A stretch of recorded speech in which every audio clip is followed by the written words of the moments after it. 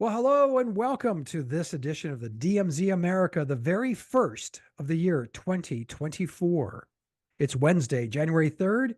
This is episode number 130. That's 130 people. That's how many we've put in the bank. You can go back and listen to all of them because they're all golden and full of wisdom. That's true. Every last one. Every last one. I'm Scott Stantis, editorial cartoonist, coming to you from the right. And I'm Ted Rall, editorial cartoonist, coming to you from the left.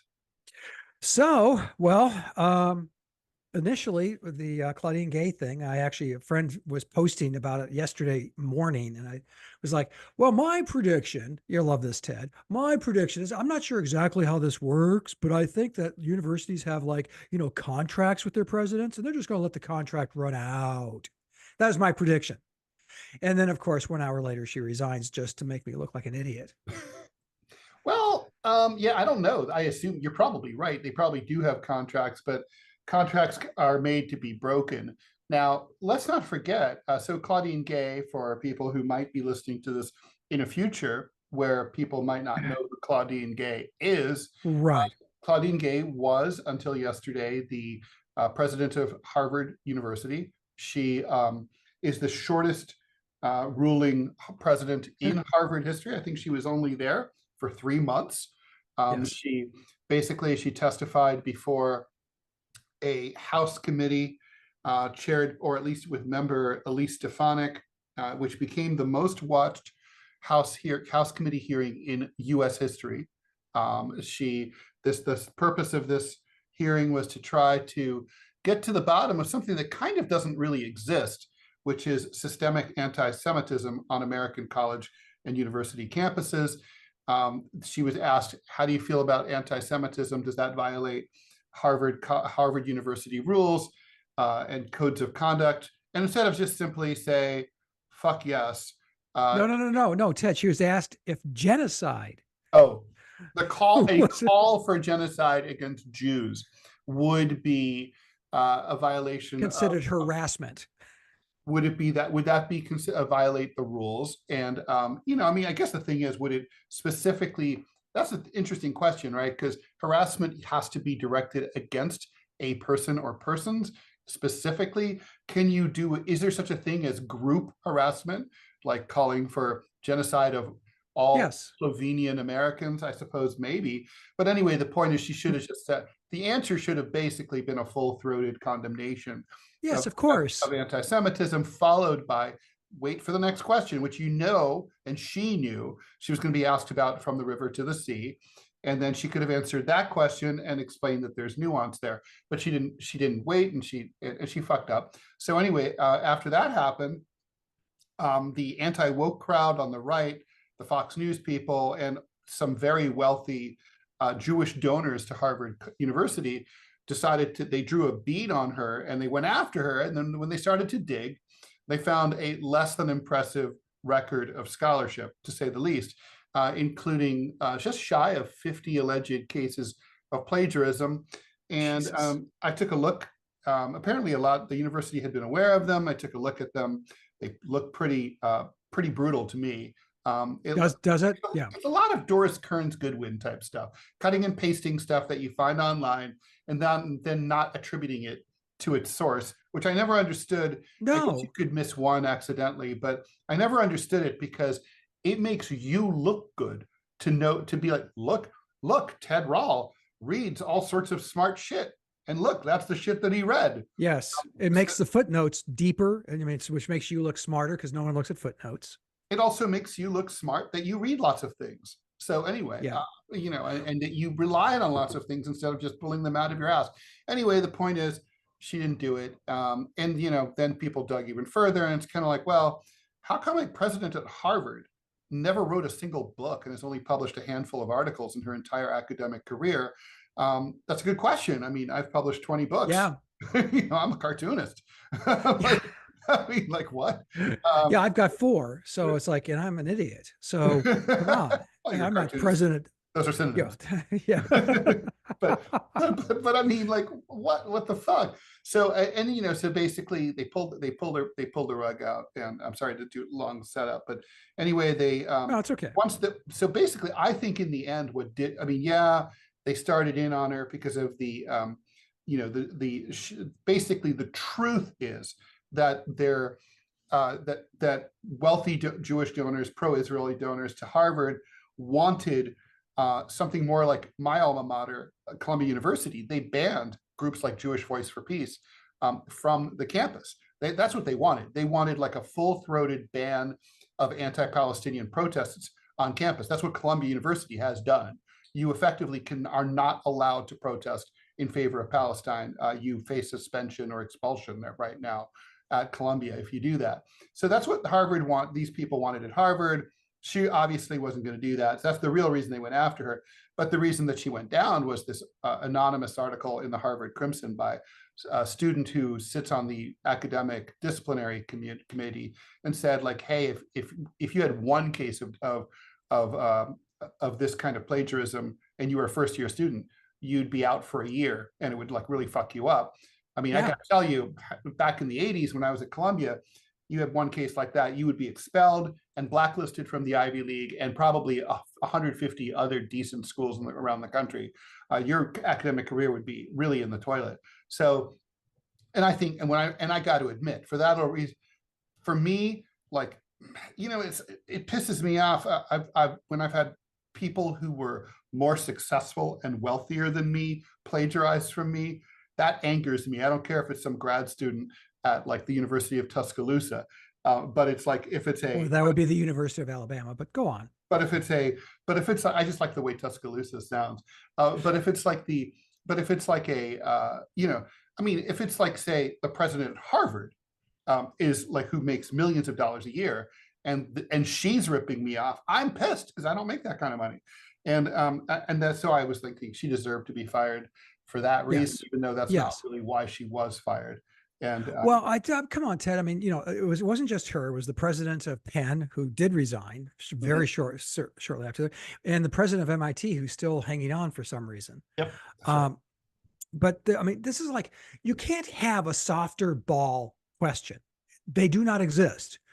Really, Ted. True. I'm Congressman Stantis, R of Alabama. Mr. Rall, are you now or have you ever supported genocide? And Ted Rall answered, fuck no. There it is. It was just that simple, folks. Like, what is wrong with you, Congressman? Have you long last no decency? I mean, it's true. I mean, basically, that to me was sin number one. Is how fucking stupid can you be? Well, they were all obviously trained. They were lawyer trained, and they were not media trained. I mean, this was just really stupid. I mean, also probably you don't even have to accept the president of Columbia didn't even accept the invitation, and I think she didn't even go. And you why don't would have you? to go. You're not subpoenaed. Why? Why bother? It's going to be a trap. And I mean, the thing is, she's just not that smart. Also, apparently there was some interesting internal politics. Apparently she's kind of a bad person. And so like, how so? Well, she threw a lot of fellow academics at Harvard with a disproportionately high number of them being Black under the bus whenever they got into like slightest a bit of hot water. So when she got into trouble, the knives started to come out from under the togas, because it was like, oh, you've been a major bitch to us, and like, oh, like we're gonna get rid of your ass. And so I think there's a lot of that would explain it too.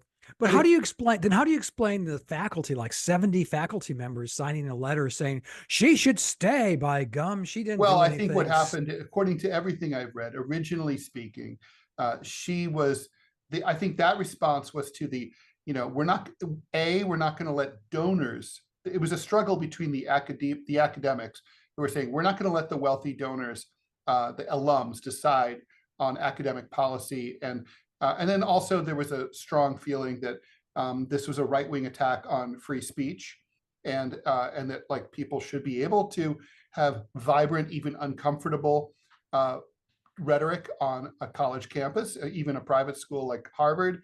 So, so fuck these right wingers. We're going to keep our president.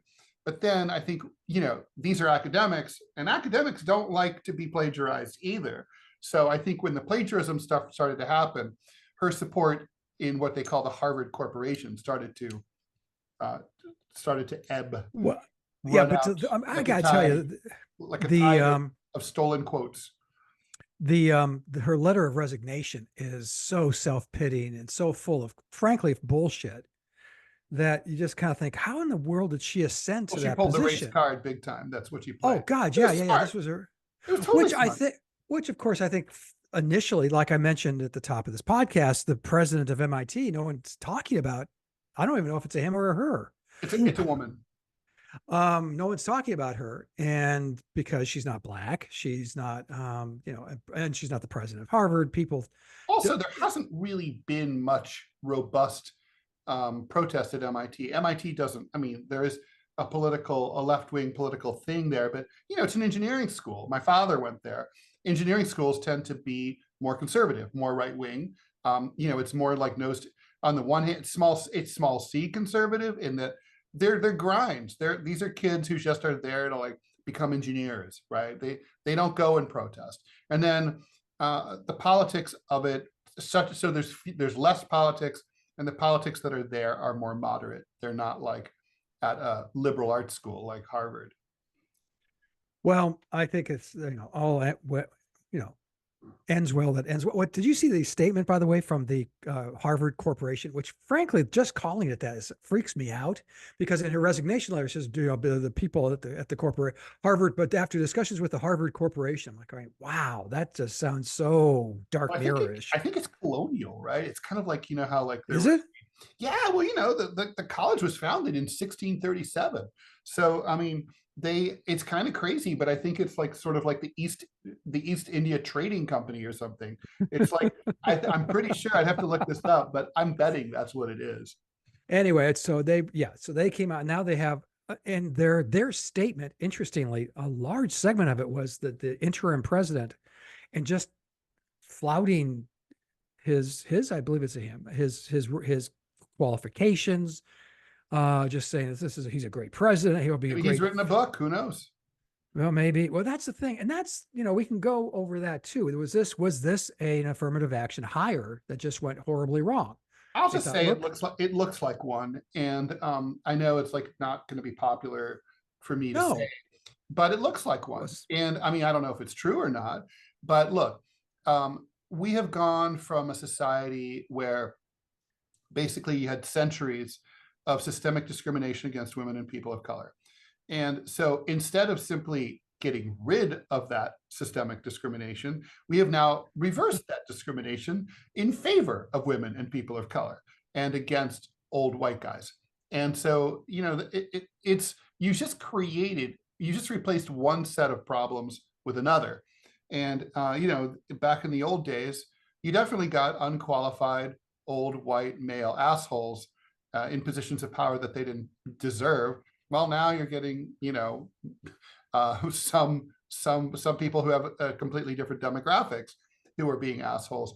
I think it is a little strange when you think about, like, there's a whole lot of women presidents of Ivy League schools nowadays. I mean, if you think about it, logically, it should be roughly half. It's like, well, yeah, that's true. But Harvard had already had a female president, so they wanted to do, the next thing. right. Would be my guess, is what the thinking was. And here she was, and she had, come up through the ranks there at Harvard. And, I don't know. It just, I was not able to finish my college career. And I regret that. I truly do. I wish I had her. And so I really may even have an inflated respect for degrees and for colleges and for especially institutions like Harvard or Yale, and Columbia. So You wouldn't if you'd been there. I know, and I'm sure it's very different but for me, my academic career was very, herky jerky, and ended with me being kicked out because I was drawing cartoons about the president and the president of the college Students Association, which apparently gave seed money to the newspaper I was working for. Oops. And was told, yeah, yeah, well, Scott Stantis, always thinking. That's positively LAPD, LA Times. It was, and I was told that I was no longer a student at Long Beach State, not an Ivy League school by any stretch, believe me. But I do regret not getting a degree. So it's not. So you can have one going through that experience. You can have one or two views of the higher education. One is like, fuck them. They fuck. I made it this far. I didn't need that. Blah, blah, blah, blah, blah, blah. Mm-hmm. Or you can go and say, I wish I had. I wish I had had the time to focus on and study but my family also made it abundantly clear, Ted, that they were not going to pay a dime for me to go to college, period. Right. So they, and true to their word, they did not. All right. Well, yeah, I think now it's, when you and I were kids, it was not really widely accepted as part of the, middle or upper middle class social contract that parents were supposed to pay for their kids' college education.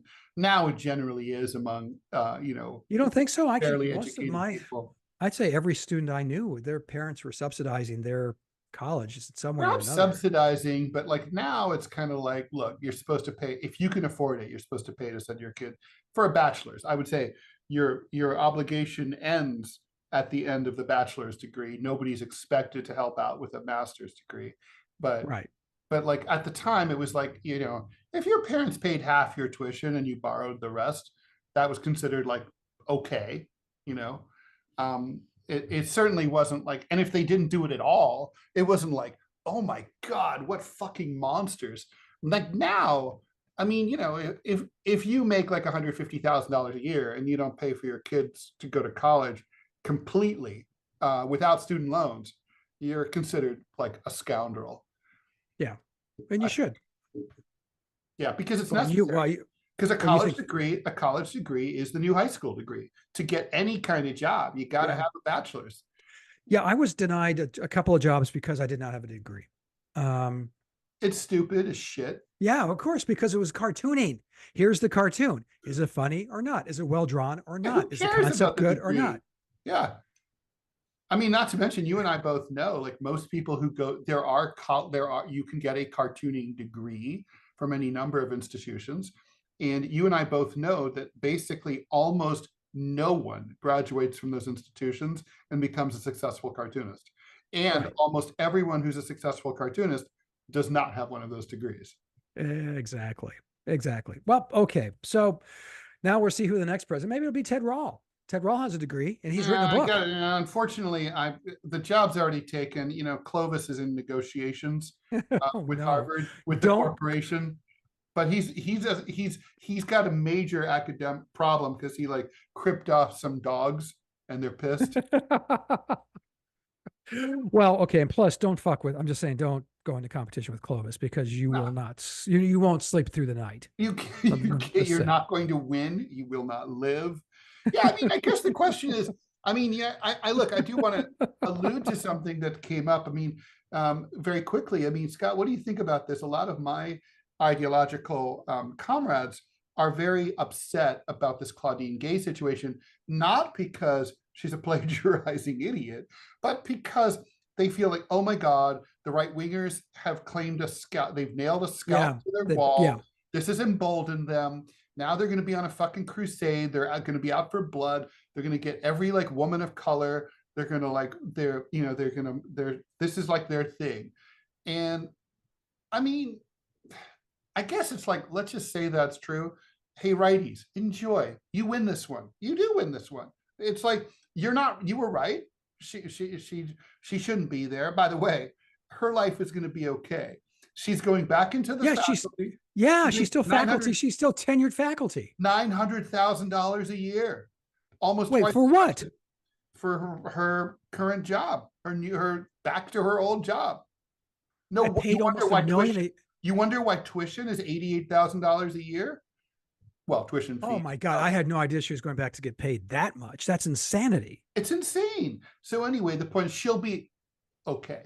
And so but I mean, look, I think it's important for, if you have integrity, if your side of the aisle loses one, and rightly so, you should say, you're right, you guys are right. And it's like, but it doesn't mean like every woman of color is unqualified. In fact, right now, there are brilliant women of color working at universities and colleges across the country who can't get a fucking break, don't get promoted, are never fucking thought of for jobs like this. I mean, this woman's part of like the CEO class, basically. Yes. And that's the problem. Well put. That's a huge part of this, a big part of this problem. And I think the other thing is the right wing, for their part, they were going after woke, right? They were going after the hearing was basically going after the anti-Semitism on American campuses, which Ted and I disagree on, but that's maybe another segment for another podcast. Yeah. And we've done it actually, so go back and listen. But they were going after the woke mentality on these campuses too, and frankly, her response to the Holocaust question was exactly, it played right into their hands. This is precisely the problem on college campuses, is that they can't see right and wrong. What is clearly, here's something that is wrong. You can't parse it. You can think about it, but at the end of the day, I'm sorry, genocide is bad. I think by any genocide against Jews is like, it's been tried. It's been assessed. There's a track record. There's a track record. It is the track record is back. It's an F minus minus minus. It's very unpopular. Nobody likes it. Well, nobody should like it. And no stars, do not recommend. It's like if we can't just agree like the Holocaust sucked, we've got a problem. Yeah. Like, no one needs Holocaust. We all saw Holocaust 1. No one needs Holocaust 2, The Return. So Electric Boogaloo, yeah. Although I have to say, I always wanted to like meet Tarantino because I wanted to pitch a movie idea. Like, okay. So, the Germans did keep track of a lot of the people's names who they killed in the camps, but they not all, but there's some were missing. So, and there's no actual, my understanding, I read somewhere, it's not, I mean, obviously she died in the camp, but it's not like documented that Anne Frank died at Auschwitz. Like, I thought it was. I thought that she died in a dysentery camp. Is that true? They found it. That may be from witnesses. Might fuck up my Quentin Tarantino pitch meeting. Oh, but go ahead. But my idea was like she lived, and she comes back, and she's pissed. It's like the Diary of Anne Frank 2, The Revenge. I'd watch it. It's like, well, that's very much on brand with them. I know you dropped a dime on me. Oh, that would be great. I'd watch that. I would totally watch that. Thank you. Ted, do you got Quentin, have your people call my cat. Yeah, I know you're listening, because he's got to be a huge fan of this podcast, because all discerning, smart people are. True. Okay, cool. Well then, yeah. So Quentin, give Clovis a call, and we'll make things happen. We'll make the magic happen. Okay, we're gonna bail out of this one. The next one is just as entertaining, because it does have genocide and mass murder, and it does. It'll be fun. Stick around, folks. We'll be back. Right. I'm Scott Stantis, coming to you from the right. And I'm Ted Rall, coming to you from the left. We'll be back. As promised, we are back. I'm Scott Stantis, editorial cartoonist, coming to you from the right. And also, as promised, I'm editorial cartoonist Ted Rall, coming to you from the left. So, okay, Israel, there is a lot to unpack there this week. Obviously, they're continuing to flatten Gaza until there is just Gaza flats. They'll probably have like land speed racing there next. But as things stand now, the Israelis have assassinated a Hamas operative. I'm not sure exactly what title you'd give him. He was basically the press secretary for Hamas. Yeah, that would be the best way to put it. They are painting him as somehow culpable he was in southern Beirut. But they're painting him as somehow culpable for the October 6th attacks. Well, he certainly must have been in the room while these things were being planned. Hamas certainly hasn't denied responsibility. They haven't said like, "Hey, that wasn't us. That was Clovis." I mean, they're totally, it was them. They talked about it at length, and he was the PR flag. By most accounts, he was apparently a relatively moderate voice within Hamas. whatever that means. Yeah, but Frankly, they droned him apparently. yeah. Well, they droned his apartment, right? So, Yeah, and so they wow. killed him and a couple other people. This harkens back to, well, the film Munich is based on the series of retribution assassinations following the attacks in the 1972 Olympics in Munich, where they killed the Israeli Olympic team. Um, I'm not sure how effective, or I mean, does this send a message? First of all, if you're a higher up, let's say the next ones to go are the ones who are in Qatar, which are really the high level Yeah, Hamas, and also the head of Hezbollah. Thank you. Hezbollah, is he in Lebanon or is he in Qatar? He's in Lebanon. Okay, so now will he be next? Well, and is this an effective way to fight these guys? 1,000,000% absolutely not even a little bit. This has 0.0000% PR value effect. I mean, if it plays to any audience, I think it plays really well in Israel. well, it may play. That's true. It may play very well in Israel, in their extremely insular little society with extremely controlled media. But in the rest of the world, no, it's not going to have any effect whatsoever. I mean, first of all, from a practical standpoint, these kinds of resistance organizations, which have a model that go back really at least 100 years. The French resistance did the same thing. Communist partisans in China did the same thing. Basically, they're designed so that nobody's essential. I mean, think about all the heads of Al Qaeda, all the heads of ISIS that the US kept bombing over and over and over and over. It doesn't matter. It's like they design these things so that everybody can be replaced. If you're in one of these organizations like Hamas, you report directly to one person above you who knows everything that you know, and you've trained two people below you who also know everything that you know, and then one of them can step into your place after you're droned. It doesn't matter. And everybody in the Muslim world knows how it works. It has no effect at all. I don't care how many, it's whack-a-mole. They're wasting their time. I mean, I guess it's like good for you guys in Israel, and I guess to some extent in the US where people don't know better, but it has no effect. It doesn't impact the war at all. Interesting, because, well, it just seems like as we continue to whack-a-mole, and you're right, on Al Qaeda, which we did, and we've seemed to have done a decent job. They certainly haven't launched anything here in the United States. They've morphed into other things, I suspect, but by killing the leadership, whoever raised their hand, especially if you remember that whole period of time when they would, the new number two is, Muhammad. He was killed yesterday. The new guy, Muhammad, and then a week later, we was killed today. The new number two guy is, so at some point, they point at you and say, Ted, you are the new number two guy. You're going to go, no. Yeah. No. I'm good at number three. I'm perfectly fine. Yeah, this is great for me. I feel like I really understand my position.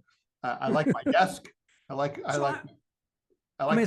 the hopeful outcome, right? That's the hopeful outcome, right? That's the hopeful thing, is that you're going to make these guys continuously look over their shoulder. I think what happens with these kinds of organizations, though, is that when their purpose goes away, then they go away. So, ISIS certainly has been majorly degraded, but it's morphed into other things, and it's active in places where it didn't used to be. It has a dream that's very appealing to people. But getting back to Hamas and this assassination, I don't think it has an effect, really, Scott. I think one thing that, I don't know if you noticed this, blink and you miss it, but the Times of Israel, of all places, a very pro-Zionist, very pro-Israel war, pro-Netanyahu news outlet, reported that the Israeli government, they got a leak. The Israeli government is currently negotiating with countries like Congo to accept all the expelled Gazans after they're ethnically cleansed from Gaza. And so the Israeli government is starting to admit what I'd been speculating for weeks, that I and others, that the plan now is to expel all of the Palestinians from Gaza and annex the Gaza Strip completely. So they're talking to Congo, of all places, which has like a 52% poverty rate, starvation rate. Look, it's funny because it's like, I don't know why, like the UK wanted to dump its illegal migrants in Rwanda. And then the UK Supreme Court said, like, no, you can't do that. Rwanda also is a desperately poor, dangerous country. Yes. And during World War II, before the Nazis came up with the Holocaust, they had this weird plan to deport all of Europe's Jews to Madagascar, which was a French colony, and after the defeat of France, became under Vichy control.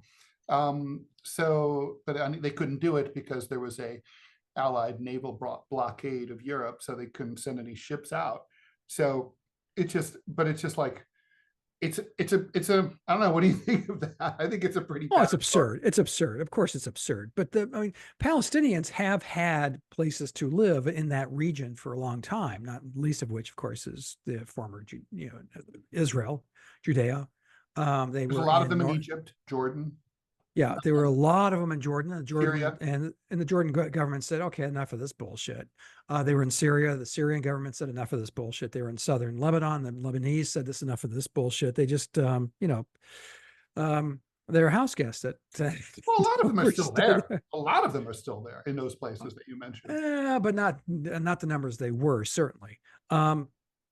It's interesting that you mentioned this because I came across an interesting article recently that almost immediately after World War II, looking at, and this actually made some sense. And in hindsight, damn, I wish they'd done it, is to carve out a state of Israel in southern Germany. Well, that would have made far more sense. I mean, yes, let's penalize the country that was responsible for the Holocaust. Right. But you and I both know why they went with Palestine, because the Zionist already a Zionist movement. Yeah. Yeah. They had already started. They lobbied and they said, oh, we want to, we've already started our shtick down here, let's send the rest over here. We'll take care of it and we'll start a state. On another issue in Iran, I think the death account I saw just before we started recording was 141 dead, 150 injured.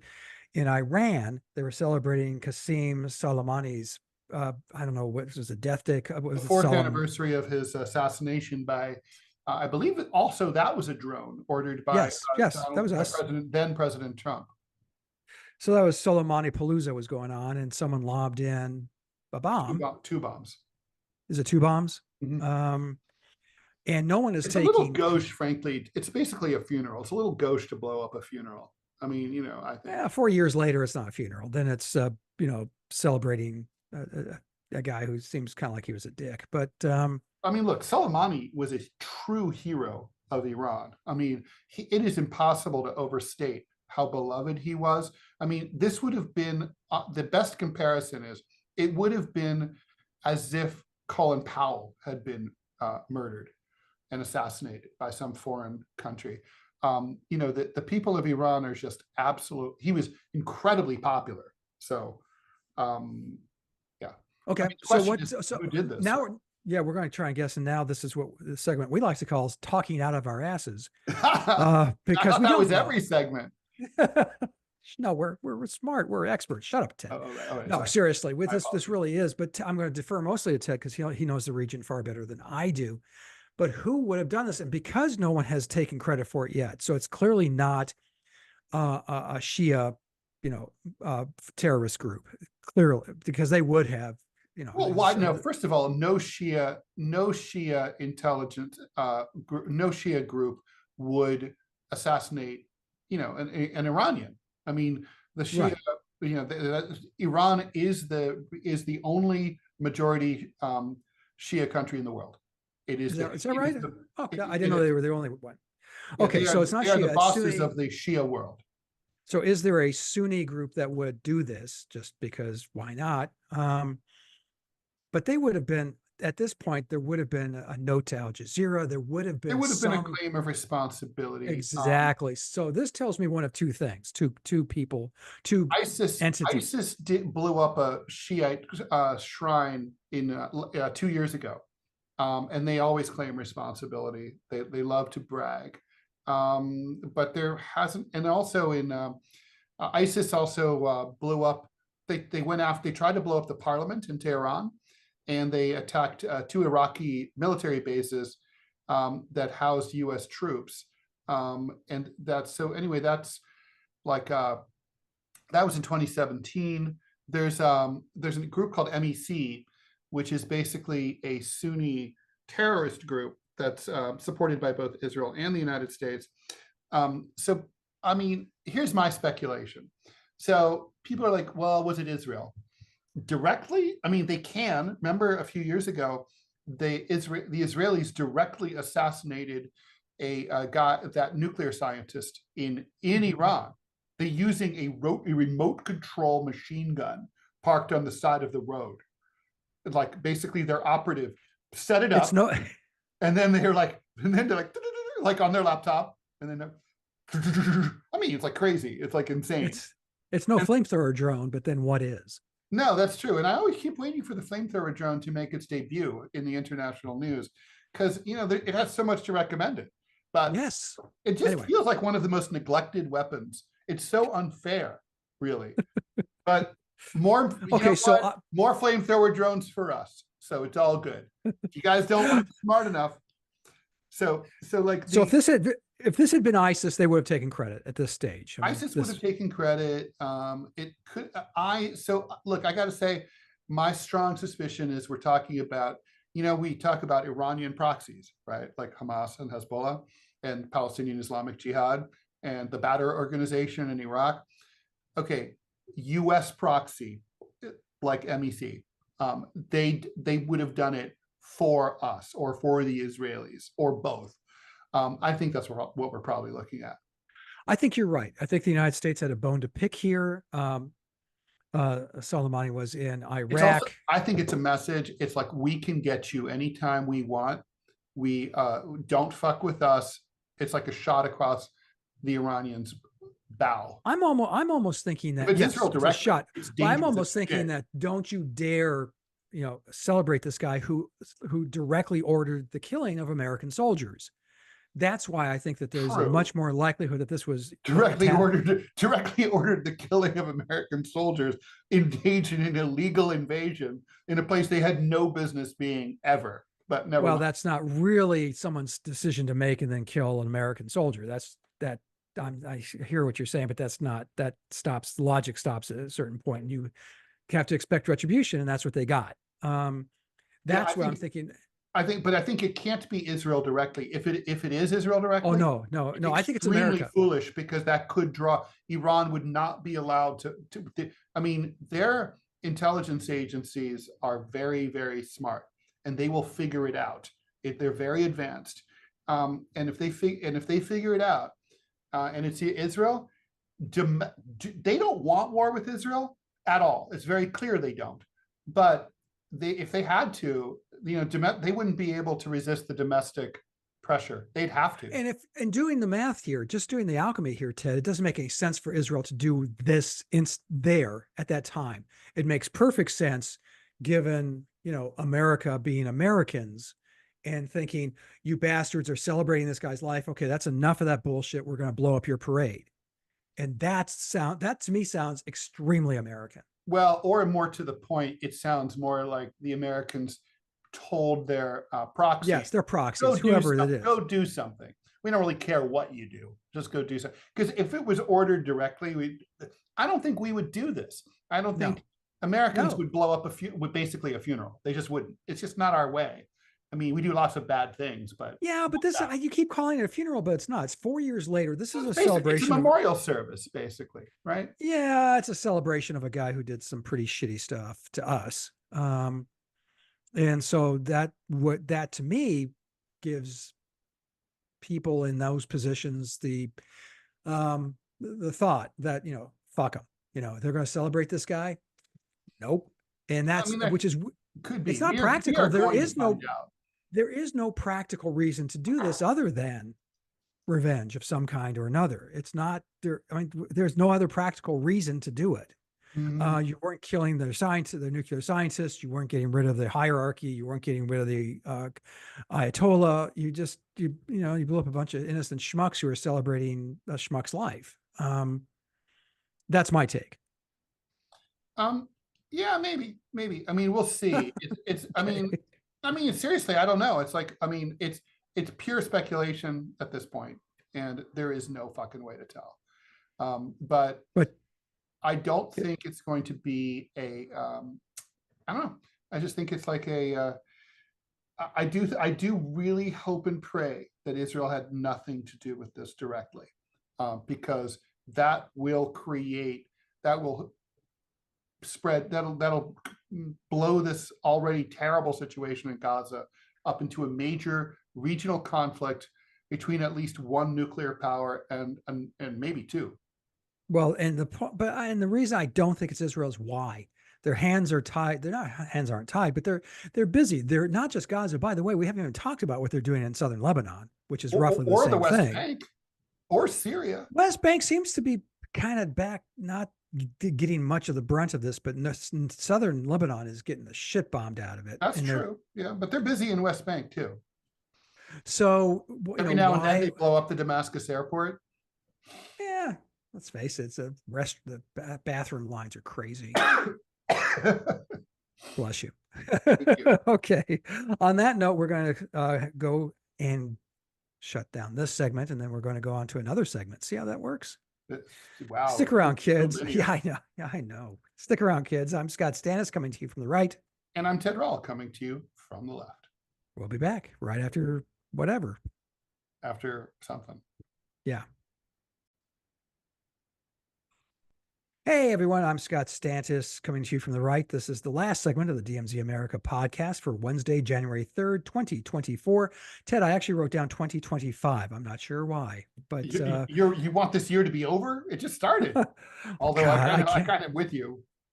Jesus, I'm this scared. Election is, how fucked is this election going to be? Oh my God, this is going to be it's going to be a nightmare. Yeah, it really will. I mean, the only good thing would be if for some reason Biden and Trump decided to leave, say, the earth, and we're no longer president. Yeah, that would be. It might be okay. Okay, we have one subject, but I want to touch on one real quick to you, Ted. The hyperbole, and which is we're all prone to, particularly the left, in some ways, because if Donald Trump wins in November 2024. Is that the end of democracy as you and I grew up to know it in this country? Well, the funny part is, I mean, I know obviously Hitler came to power democratically, but I mean, it is funny to say, like, well, if a president comes to power democratically, isn't that kind of democracy happening, but inherently? But is it I'm going to go out on a limb and say that democracy is in major crisis already. And I'm referring to these 14th Amendment cases. Trump is already going to be probably off the ballot in at least 2 states, one of which he would have carried, Maine. Therefore, Trump would have carried Maine? You don't think? I don't think. Did he? I don't think that he has. Well, I think before.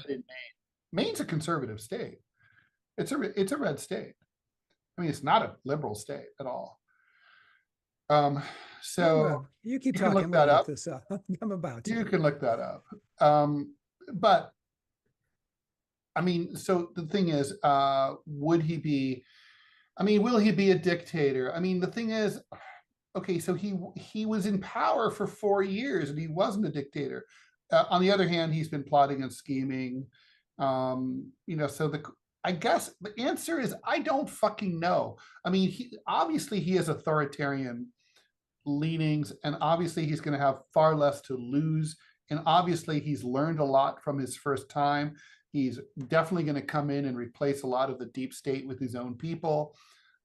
So he's going to run a tighter ship. He will be a more effective president for his own self-interest. There's going to be some institutional resistance, of course. I don't really know. But on the other hand, I guess my question for you, Scott, is it a democratic process if, for example, there was effectively no Democratic primaries, which is already going to be the case, and effectively the Republican primary has been a completely dead process between a guy who's ahead by 50 points against a bunch of pipsqueaks who are all fighting to be a distant second place. And then you've got the 14th Amendment kicking Trump off the ballot in up to 14 or probably more states. I mean, is it a democracy? I mean, you don't have good ballot. The leading independent candidate, RFK, is polling 22%, but so far has $15 million in the bank, and yet so far has only managed to get on the ballot in one state, Utah. Is that a democracy? I mean, there's no ballot access. We're not having a vigorous debate. I mean, I think kind of in a way, there is nothing democratic small d democratic will emerge from this process, or can. Now, that said, is Trump a colossal asshole? Yes. Is he a colossal right-winger? Obviously. But I don't know where this leads. It's all I know is it's going to be bad. I just don't know how. And if you notice my proviso, I said democracy as we know it, because you and I kind of agree, especially when it comes to third parties, that America is bereft and needs to have much more robust third party activity in our elections. But I do believe that, deep state stuff, I think that his disregard for the Constitution, I believe that he will, I have to believe that he would run, if he was alive and, still, around, obviously, that he would run again in 28, even though it looks like that would be illegal. Yeah. Maybe not. You don't forget, does it say 2 consecutive terms, or does it just say 2 terms? I'm not. It says the 2 22nd terms. Amendment. It says okay. Well, but they could kind of ignore that, and or constitutions can be amended. Yeah, but that's not. I was just looking at the electoral map, and Maine is a Democratic state. It is solidly blue. Yeah. Really? It went for Biden in 20, went for Hillary in 16, and then all the way down. It's a Democratic state. And what are the polls right now?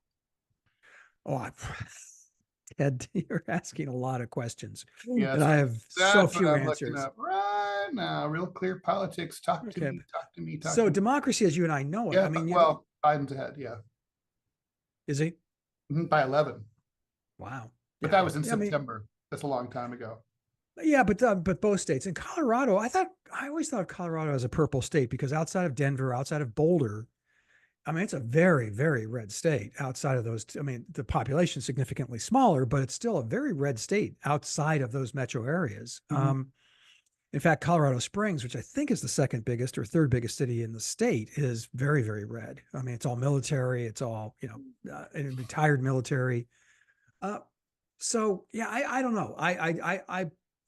There's a part of me that likes to believe that the democratic institutions and the Constitution and the checks and balances will stay in place. We survived 4 years of his presidency before, and we didn't spiral into, cats and dogs living together. Nothing happened.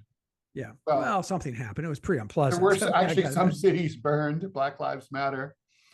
Yeah. I mean, that wouldn't have burned with Hillary around. No, really? That's true. No, that's true. So, okay. Well, obviously we will wait and see. I have a bad feeling that he has enormous potential to win that election. Yeah. The question is, I'm a little tired of reading like all these articles in the press, which, a lot of op-eds, like if Trump wins, it'll be the end of democracy. And I'm like, I don't want to hear like a bunch of airy, vague bullshit. I want to hear specifically someone say, from a journalistic standpoint, what exactly will Trump do? Like with his cabinet, with his deep state, what policies will he pursue? what administrative, like what executive orders will he sign? Well, I want to know exactly. Okay, I can give you a couple of examples of what he has said, and that is to weaponize the Justice Department to go after his enemies, to set up camps, his words, not mine. Those are two really chilling things to say, potentially. If Although, potential frankly, leader, the DOJ already is weaponized to go after, him. Well, there's that. I mean, no, and that's always been it's always been sort of an interesting debate, and not just the debate, but just back and forth. I mean, Nixon tried to weaponize it, obviously, with Mitchell as Attorney General. You had Hoover's other always been J. Yeah. Edgar Hoover. Right. Well, J. Edgar Hoover weaponized himself and weaponized the FBI and went after, obviously, MLK and others. I just wonder I think this guy has revenge. It sends a shiver down my spine to think that the chief executive of the United States' primary concern is going to be revenge.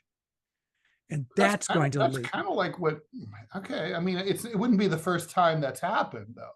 I mean, No, there's been political revenge. There's obviously, when we had the spoil system back in the 1800s, you had, a Democrat finally got elected with Grover Cleveland, and the spoil system. So he shifted all those offices, all those appointments from Republican office seekers to Democratic office seekers. And then it was kind of like ping pong, because Harrison wins and then Cleveland wins again, and then McKinley wins, and it goes back and forth. And they finally sort of got rid of it.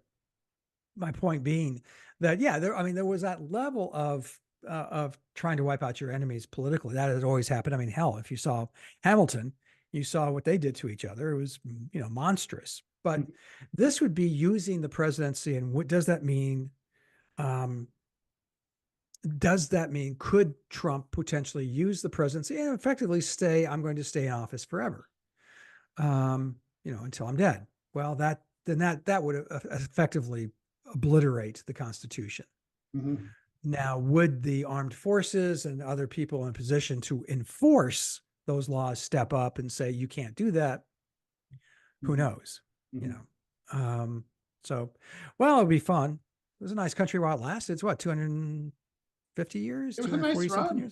Years? Yeah. We did okay. It was no Rome, but Rome wasn't Rome. Really. Yeah, it'll be 250. Yeah, it's going to be I guess that'll be the sesquicentennial is in 2 years. Oh my gosh. What are you doing? Oh, I'm working on the logo. Remember the logo of the bicentennial? I do, the star. 70s by logo. Yeah. It's very strange to me that there's no discussion whatsoever about that. I mean, the bicentennial was a big deal. Sesquicentennial would seem to me like a quarter of a millennium would be a big deal. How come no one's talking about 2026? Well, we are now. We're just starting the conversation, Ted. That's right. We are the DMZ America Podcast official sponsors of the sesquicentennial. We're the official podcast of the sesquicentennial. Wait, is the sesquicentennial 50? Or let me see. I'm looking that up. Like it's okay. Sesquicentennial might be. Ooh, there's already a website, America250.org. Oh, that's not a great phrase. Sesquicentennial. Oh, okay. So this will be, I apologize. This will be the semi-quincentennial. Semi-sesquicentennial? Semi-quincentennial. Help me. Well, so, there's the quim, which is the part, it's like the taint. And then the semi-quim is like adjacent to the taint, or half the taint. So wow. Okay. Yeah, well, there's that now. Now we know. So the official DMZ America, the official podcast of the semi-quincentennial. Yeah, that's how it is. Yeah. There it is in a hot, steamy pile. Yeah. It's got its own Wikipedia page, also called the sesquicentennial or the quarter millennial. Which one do you think will catch on? Quarter millennial. I'm going to say semi-quincentennial is not catching on. It's too multisyllabic. Sesquicentennial is strange. I think quarter millennial. Whose sester was it? Can you marry legally in the South? Like what? Theodore. Quarter millennial, I think is where it's going to be. Yeah. Is there a logo? There is a very unattractive logo. And of course, because it's 2024, it's moving. I leave it to you to go check it out. But Okay. yeah. So let's see, what right. kind of activities will there be? There Not be much, plenty? it looks like at this point. I just remember there being a whole shit ton of fireworks. Lots and lots and lots of fireworks. Nothing else. If you remember, like the there was a Statue of train. There was a bicentennial train that like carried like right. relics of the Republic across the Oh, country. I remember that. I remember. Oh my God. I think I went to it if it came to Madison, It came to Wisconsin. Dayton or nearby or something. And President Ford was, championing the bicentennial. So apparently there's, apparently the Circulating Collectible Coin Redesign Act of 2020 allows the mint to redesign any and all coins in 2026. It calls for a series of 5 designs for the quarter, including one that depicts women's contribution to independence. Also, there are plans afoot for a casting of a new public bell. Maybe you could get a bell that's not fucking broken this time. Apparently, there will be new postage stamps, appropriately named naval vessels. Thank God for that. I was very worried about my naval vessel. Yeah.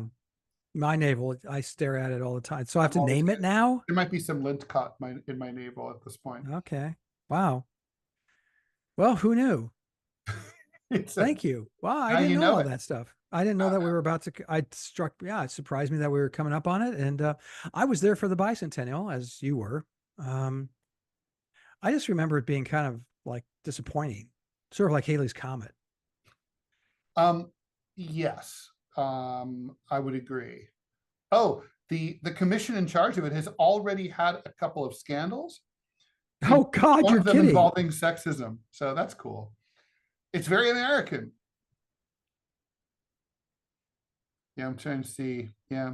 So anyway, apparently the first person to get a major report about this was Vice President Mike Pence at the time.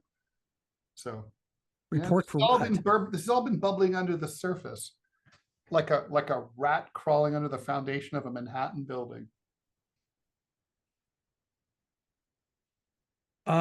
Why would I'm confused. Why would Vice President Pence get a report on this for just like he's ominous.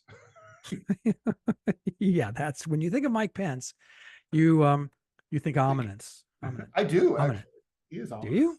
Oh, I think he's incredibly dark and creepy.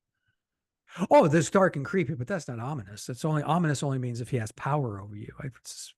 Well, I wouldn't say that. I think like in the same way that the 2024 election campaign is ominous. This is true. That is true. Yeah, it's going to be, I mean, you've got 2 old guys. Why don't they just, that would be kind of fun. Do you remember, let's test death, battle royale. Do you remember there's an anti-war ad on television? And it shows these 2 really old, saggy old guys in boxing attire. And they're going, bing, and they start boxing. It says, wouldn't it be great if all wars were handled like this? I like it. Yeah, no, it was interesting. I was just, God, it's so weird. I remember it. It was shocking. It was played on primetime a couple of times. Yeah, but I really do think, could you imagine Trump versus Biden in a boxing match? Death match. Yeah. Whoever survives. Ideally, neither of them. But yeah. Trump would eat them. It's true. I mean, he'd still come out hungry too, because Biden's pretty thin. Yeah, there's not a lot of meat. I bet he's stringy. Okay, on that note, why don't we tie this up in a neat little bow? And Ted, you tell everyone where we can see all things Ted. You could listen to the final countdown on Radio Sputnik Monday through Friday, 10 a.m. until 12 noon Eastern time, or you could just check it out on Rumble. Just Google it and Rumble. You could also go to whowhatwhy.org on Saturdays or sometimes Sundays. Go to raw.com, go to gocomics.com/Ted Rall. That's all I got. All I got today. How about you, Scott? Where can people find all things Scott Stantis? You can go to gocomics.com/Scott Stantis or gocomics.com/Prickly City and see my comic strip. You can also go to chicagotribune.com/opinion and see the work I do for them. And starting this week, you can go to the Dallas Morning News and see the work I do for woohoo! Yeehaw! Welcome back to that same old place that we joked about. It was very nice. I got a super nice note this morning from the editorial page editor welcoming me back. It was very sweet. So I was like, oh, well, maybe this was a good decision. And lastly, but not leastly, you can listen to Ted or a number of other really smart people on Centerclip, which is a place you can go to centerclip.com, and they're mini podcasts, 30 seconds, no longer than 5 minutes. We will say smart things, hopefully, about breaking news items and other issues. Again, that's centerclip.com. For all of us here at the DMZ America Podcast, thank you for listening. And until next time, we'll see you in the funny papers. Bye, Scott. Bye, Ted. Bye, America. Happy semi-quincentennial. Happy quarter millennial. Woohoo! I want the t-shirt. Okay, I'll get you the t-shirt.